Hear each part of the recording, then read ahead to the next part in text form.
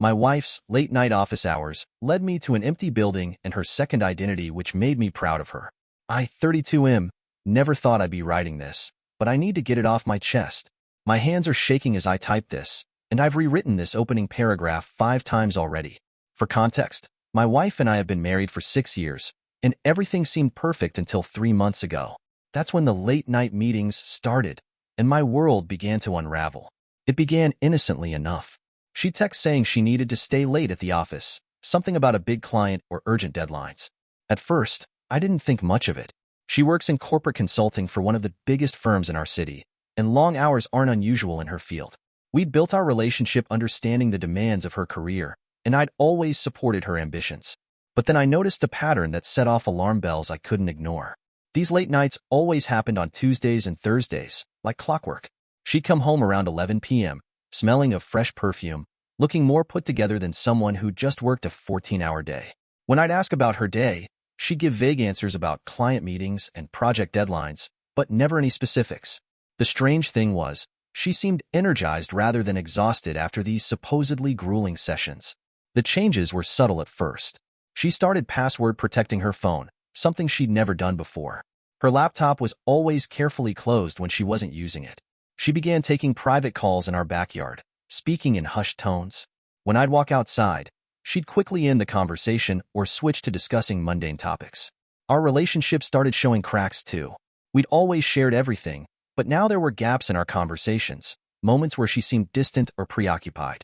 She'd zone out during our evening talks, and when I'd ask what she was thinking about, she'd brush it off with a quick, just work stuff.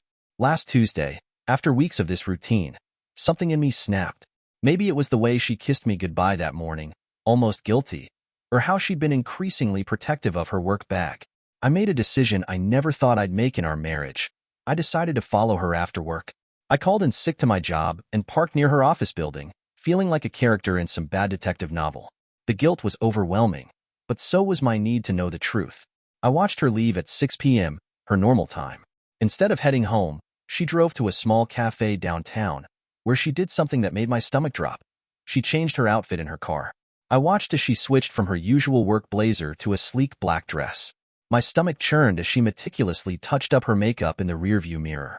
This wasn't the behavior of someone heading to a late-night office meeting. Each movement felt like a knife twisting in my gut.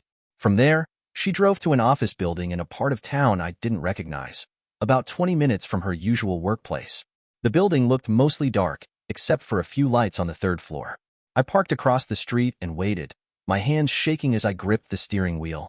My mind raced through every conversation we'd had over the past months, searching for clues I might have missed.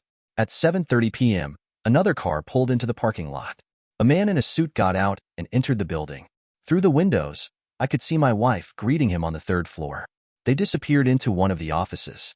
The scene played out like every nightmare I'd been having since these late nights began. I sat there for almost an hour, my mind racing with possibilities, each worse than the last. I imagined confrontations, divorce lawyers, the end of everything we'd built together.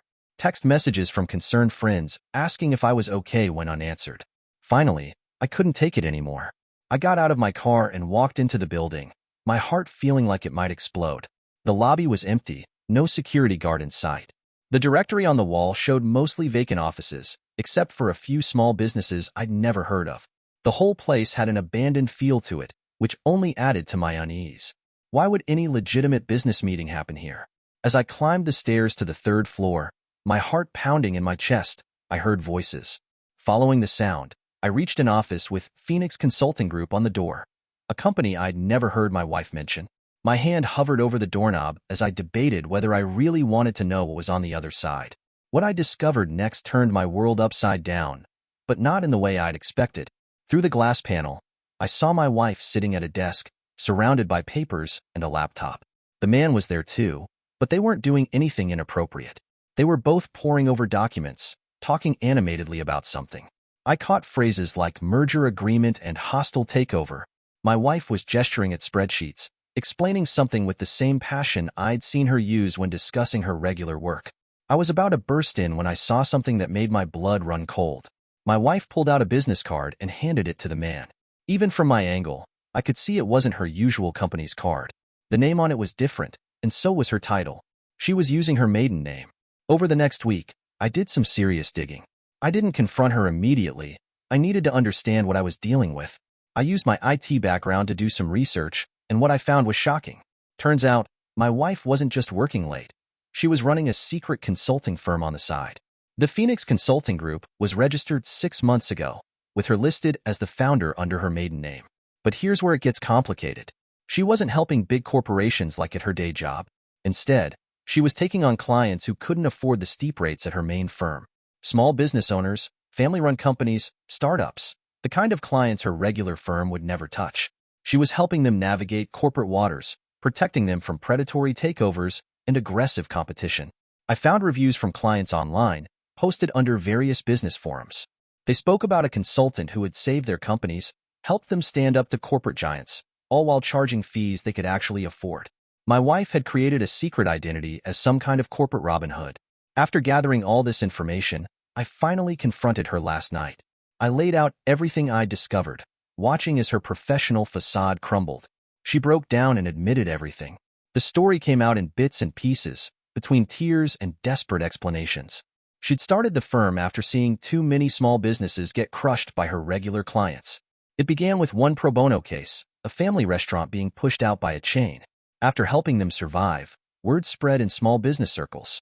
More people reached out, desperate for help but unable to afford traditional consulting fees. She couldn't turn them away. She kept it secret because her contract at her main job strictly forbids outside consulting work. The penalty clauses could not only get her fired but potentially blacklisted in the industry. She was risking everything we'd built, our home, our future, her career, all to help struggling business owners. I couldn't stand watching them get destroyed anymore. She told me through tears. These are people's lives, their dreams. At my regular job, they're just numbers on a spreadsheet. But here, I can actually make a difference. Now I'm torn in ways I never imagined. On one hand, I'm relieved it wasn't an affair, and part of me is proud of her for helping the underdogs. She's using her skills to make a real difference in people's lives. The passion in her voice when she talks about saving these businesses is something I've never heard before. But on the other hand, she's been living a double life, lying to me for months. The trust is broken, and I'm not sure how to move forward. Every time she says she's working late now, how can I believe her? If she could hide something this big, what else might she be capable of hiding?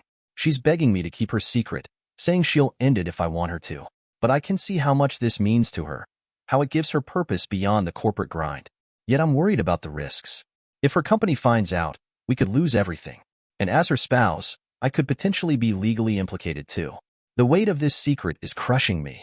My family would tell me to report her to her company. They're big on following rules and contracts.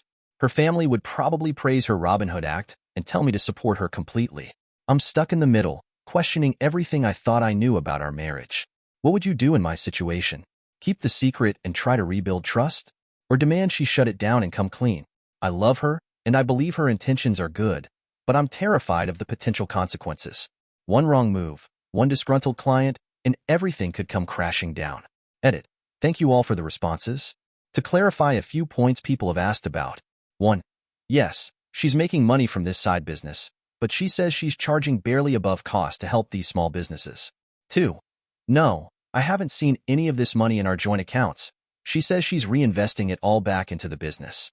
3. She claims she never intended this to become so big, that it started with helping one struggling business owner and grew from there. 4. Our prenup doesn't specifically address outside business ventures, but it does mention maintaining separate finances for business activities. 5. She has about 15 active clients right now, all small businesses or family-owned companies. 6. The office building is actually owned by one of her clients who lets her use the space in exchange for her services. Edit 2. For those asking about legal implications, yes, I'm aware I could be implicated if her company finds out. That's part of what makes this so complicated. It's not just about trust anymore. It's about our future security. Edit 3. A lot of you are suggesting she quit her main job and do this full-time. She says she can't because these small businesses can't pay enough to support us, and she needs the connections and resources from her corporate job to effectively help them. Plus, leaving suddenly would raise red flags with her former clients. Edit 4. To those saying I should be proud and supportive, I am proud of what she's doing, but I'm also terrified. This isn't just about helping people anymore. It's about lies, trust, and potentially ruining both our lives if this goes wrong. Thank you for watching. If you enjoyed this story, please hit that subscribe button. Don't forget to give it a thumbs up and share it with friends or family who might enjoy it too. Your support means a lot. And if you have any thoughts, questions, or story ideas, drop them in the comments below. I'd love to hear from you. See you in the next story.